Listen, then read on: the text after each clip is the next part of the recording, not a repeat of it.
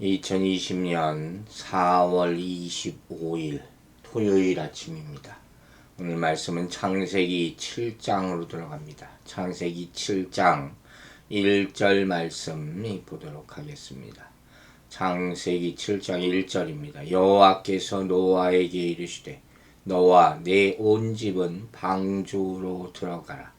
이 세대에서 내가 내 앞에 의로움을 내가 보았음이니라. 아멘. 드디어 하나님께서 노아의 가족들에게 방주 안으로 들어가기를 명령 허락하시는 그런 장면입니다. 참으로 감동스럽고도 은혜로운 그런 장면이라 아니할 수 없습니다. 먼저 여호와께서 이르셨다. 노아에게 말씀하셨다는 거예요. 앞서 우리가 6장 13절에도 이와 비슷한 모습이 나오죠. 거기서는 하나님께서 노아에게 이르셨다 그랬어요. 그 여기서는 여호와라는 명칭이 사용됐죠. 여기에 대해서 우리가 여러 차례 언급한 바가 있습니다. 성경에서 하나님이란, 특별히 창세기 구약에서 하나님이란 이름과 여호와라는 이름이 여러 차례 함께 또 반복되어서 구분 없이 사용되기도 합니다. 한글 성경에는 특별히 그렇게 많이 사용되죠. 그러나 원어적인 의미나 또 의도적으로 구별해서 사용할 때도 있다고 했습니다. 즉 하나님, 즉 엘로힘이라 하는 히브리어죠. 많이 들어보셨을 거예요. 이 이름은 하나님이 전능하심, 권세를 나타낼 때 많이 쓰이는 그런 단어, 호칭이고, 여호와라 하는 이름이 사용될 때는 뭘 생각하겠습니까? 언약입니다. 언약적인 관계를 맺으시고 이를 지키시는 하나님의 신실함을 강조할 때 흔히 쓰이는 말이 바로 여호와 하는 말이라는 것을 다시 한번 여러분 잊지 마시기 바랍니다. 여호와께서 노아에게 이르시되 너와 내 온 집은 방주로 들어가라 그랬어요. 너와 내 온 집은, 이것도 가만히 묵상해 보면 참 감사한 그런 표현이에요.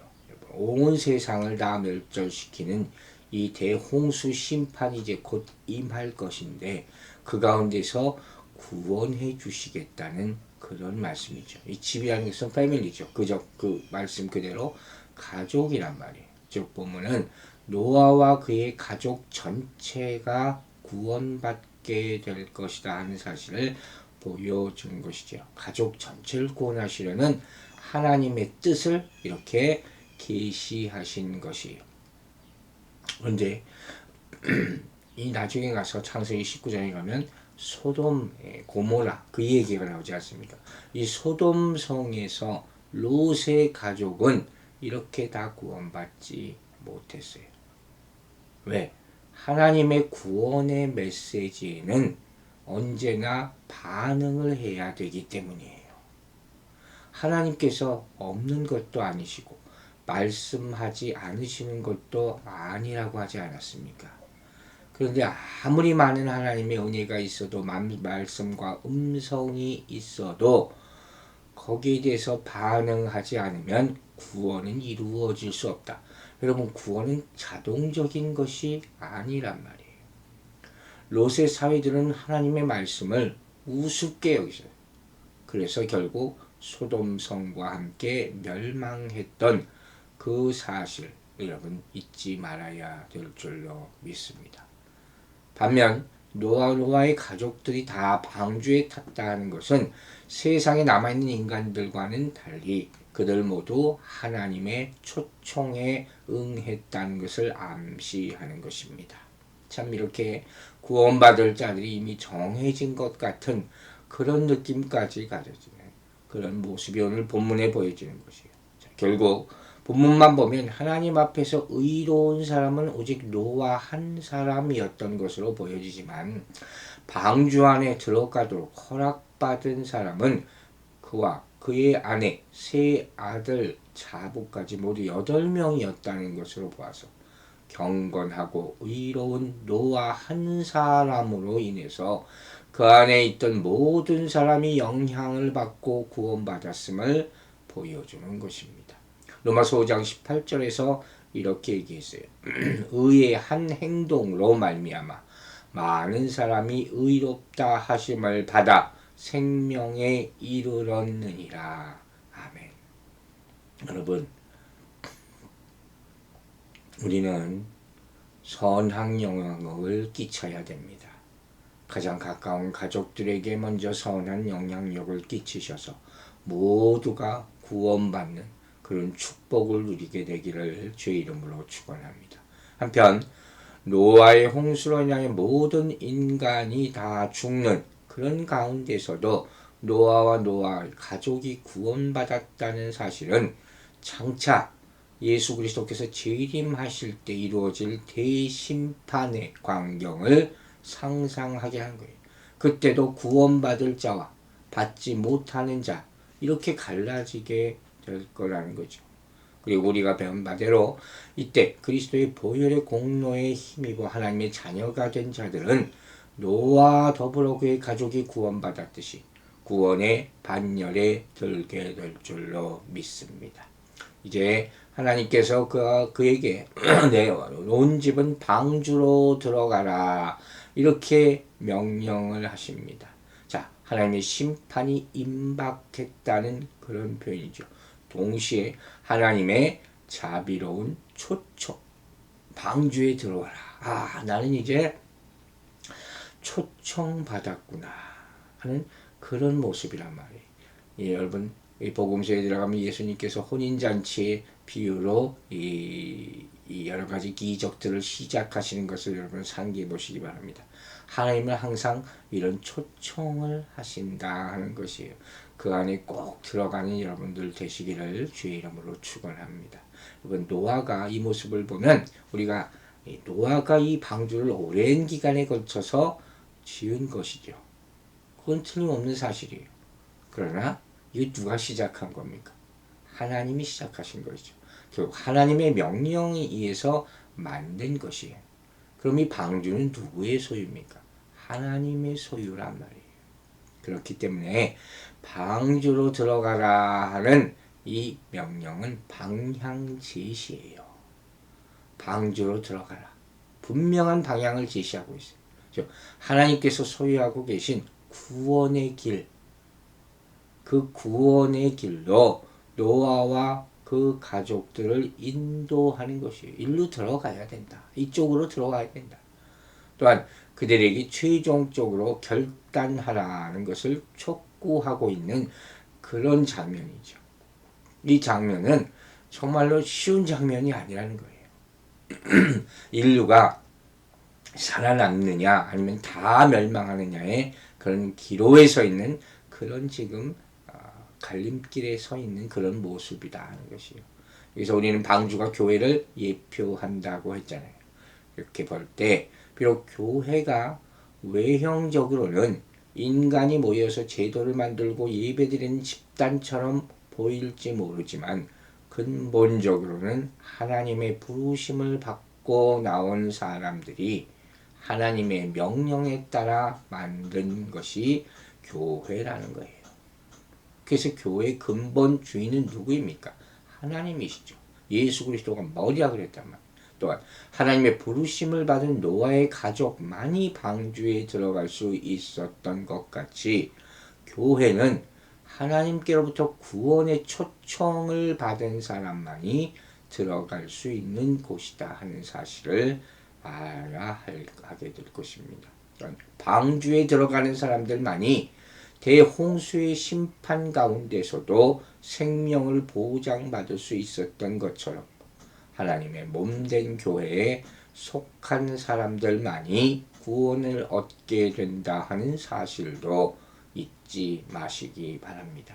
우리가 지금 이렇게 동영상으로 집에서 이렇게 예배를 드릴 수밖에 없지만 이것이 온전한 예배를 드리기가 얼마나 어렵다는 것을 요새 여러분들이 깨달으실 거예요. 교회가 얼마나 우리에게 중요한 것인가 하는 것을 잊지 않는 여러분들 되시기 바랍니다. 또한 하나님께서 이렇게 때가 이르자 노아와 가족을 방주로 이끌어 들이셨던 것처럼 오늘날도 죄악된 세상 가운데서 우리를 구원해 주시기 위하여 긴급하게 그러나 자비로운 음성으로 우리를 부르고 계신다는 사실을 명심하시기 바랍니다. 그러므로 우리는 주의 몸된 교회로 나아오라는 하나님의 명령을 듣고 그것이 들었을 때 즉각 순종해야만이 구원에 동참할 수 있음을 잊지 말아야 될 줄로 믿습니다. 그런데 안타깝게도 오늘날 많은 사람들이 하나님의 약속을 믿지 못하여서 혹은 세상 일에 바쁘다는 여러 가지 이유로 혹은 하나님을 무시함으로 이 구원의 초대를 거절함으로 말미암아 멸망으로 가고 있습니다. 여러분, 실로 인류가 심판을 받아 멸망하는 것은 하나님의 자비나 사랑이 부족해서가 아니라 그랬어요. 말씀이 없어서가 아니라 그랬어요. 그것은 실로 완악한 인간들이 하나님의 자비하심과 사랑을 멸시하기 때문에 그의 구원의 초청에 응하지 않기 때문이라 하는 것입니다. 여기서 말하는 이 세대에서 하는 표현이었어요. 이 세대는 보통 한 사람의 출생에서부터 죽음까지 혹은 한 사람의 잉태와 출생에서부터 그 사람 자녀의 잉태와 출생까지를 나타내는 일정한 기간을 가리키는 것입니다. 이 본문에서는 노아의 출생에서 시작해요. 노아가 살고 있는 전 시대를 뜻하는 그런 말씀이라고 볼 수가 있습니다. 그리고 앞서 이 6장 9절에서 이 세대라는 말이 나왔지만 여기서 또 세대라는 말이 나오잖아요.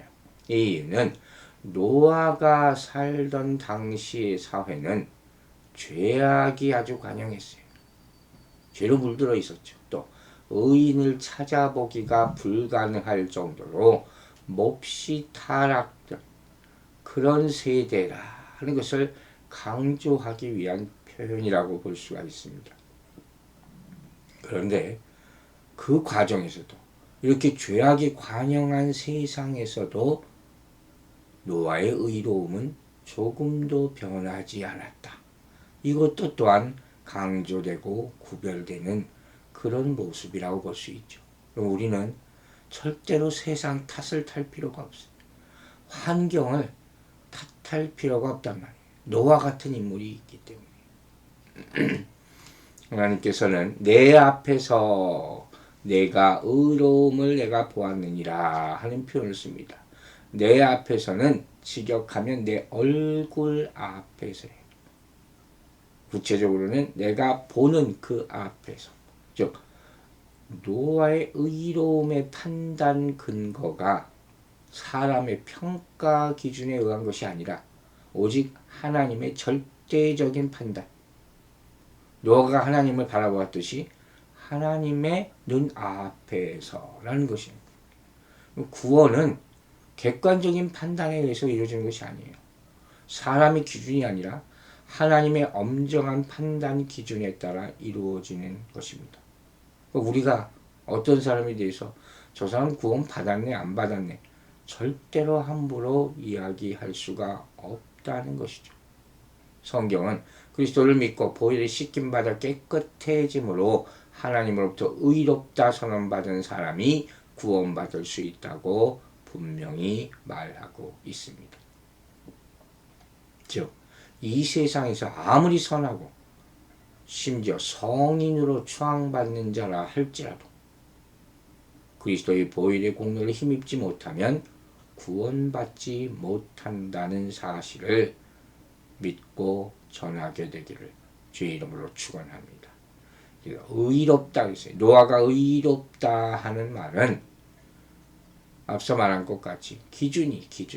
노아가 인간이 보기에 윤리적으로 선한 삶을 살았다는 그 의미가 아니에요. 하나님의 의로움에 부합된 그 기준에 부합된 삶을 살았다는 것이. 즉 사람이 생각하는 의와 하나님이 정하신 의는 분명히 다른 것이 차이가 있다는 거예요. 의의 절대적인 기준 공의의 공의. 그 공의라는 것은 하나님의 판단 기준이지 우리 안에는 그런 것이 존재하기가 참 어렵다는 거예요. 하나님이 규정하신 죄에 떠난 삶을 살 때 비로소 의로운 삶을 산다고 말할 수 있는 것입니다. 그 당시 보기로 노아는 그런 삶을 살았다는 거예요. 그래서 하나님께서 내가 보았음이니라 이렇게 표현하세요. 참 어떤 의미로 보면 노아는 여기까지 볼 때는 참 대단한 사람이라고 볼 수 있죠. 노아의 가족이 방주에 들어가서 구원을 받게 되는 이유가 바로 하나님이 그를 의롭게 보셨기 때문 아닙니까? 그를 보다 아주 살펴보다 하는 것이 6장 5절에서 여호와께서 사람의 죄악이 세상에 가득함과 그의 마음으로 생각하는 모든 계획이 항상 악할 뿐임을 보시고 여러분 이 구절이 얼마나 대조되는지 아시겠어요? 또 6장 11, 12절에는 온 땅이 하나님 앞에 부패하여 포악함이 땅에 가득한지라 하나님이 보신즉 땅이 부패하였으며 이는 땅에서 모든 혈육 있는 자의 행위가 부패함이었더라. 여기서 보셨어요. 즉, 이 6장 5절과 11절, 12절 말씀과 7장 1절의 말씀이 아주 현저한 대조를 이루고 있는 것이에요. 6장에서 하나님은 노아의 세대 가운데 부패함을 보셨고 오늘 7장 1절에서는 그 세대 가운데 의로움을 보셨습니다. 이로 말미암아 이 둘의 운명이 갈라지게 되는 것이에요. 따라서 오늘 본문은 하나님께서 세밀히 살펴보신 결과 노아가 의롭다는 것이 인정되었다는 것을 나타내 줍니다. 사랑하는 여러분, 이와 같이 하나님께서 의롭다고 인정하는 것이 바로 구원의 조건입니다. 우리 모든 성도들도 그리스도를 자신의 구주로 받아들이는 순간 하나님으로부터 의롭다 인정받았기 때문에 영생의 구원을 얻을 수 있음을 믿으시기 바랍니다. 기도하겠습니다. 아버지 하나님, 우리 죄악에도 불구하고 우리를 의롭다 해주시는 그 은혜에 감사드립니다. 우리가 하나님의 의로움을 받아 그 순간부터 죄악된 세상과 완전히 멀어지게 하여 주시고 새로운 삶을 살게 도와주시옵소서. 매일마다 이 구원의 감격 가운데 살게 하여 주시고 그로 말미암아 감사하고 구별된 인생을 누릴 수 있도록 그리고 이 모습 이대로 천국까지 갈 수 있도록 축복하여 주시옵소서. 감사드리며 예수 그리스도의 이름으로 기도했습니다. 아멘.